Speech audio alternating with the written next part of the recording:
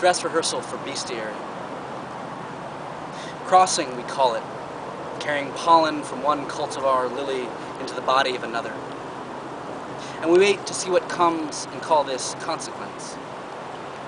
Diana, who owns the lingerie shop, says her son, knowing she's pregnant, insists she drink water before bed, for the seed, he says, growing inside you. Later, in the museum, this crosses with the dinosaurs discovered under Georgia O'Keeffe's Ghost Ranch that were believed, for a time, to carry their young to term in utero, paleontologists mistaking the mother's stomachs for wombs, the contorted brood suspended, almost waiting for something.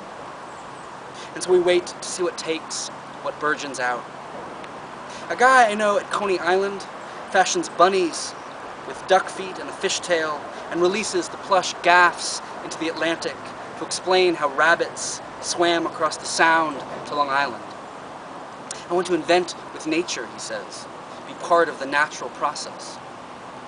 Like Barnum, I suppose, printing handbills of mermaids, half-naked girls to draw the public into his museum where they found a monkey grotesquely fused to an alewife or maybe shad. Measure the consequence here. Some part of him meant us to see what we still might one day find. Said to have washed up on the Indian coast, this Fiji mermaid, Barnum's gaff, spread across the web after the tsunami. A sick joke become a portrait of all the ocean was unable to give back. Pretend to believe your eyes, to fathom so many so swiftly taken made the seas. Sometimes I pretend that the woman whose breast I kissed was not who she actually was, but someone else, a friend who, in a musical production of Barnum at school, had played the mermaid of those handbills. I lay awake the night before the dress rehearsal, wondering how they might engineer her transformation, grafting to her body, one by one, each creature from the aquarium downtown.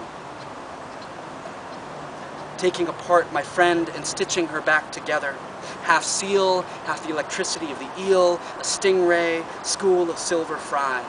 Let's pretend that it's true, that what happened later didn't happen, that she and I lay there listening to the party in the next room, that this is some glimpsed creature, mistaken, distorted to embody something neither of us could name. Our sailors turned a fleet dorsal fin, a fluke, into a kraken, signifying everything they couldn't know the water's dark contained beneath them.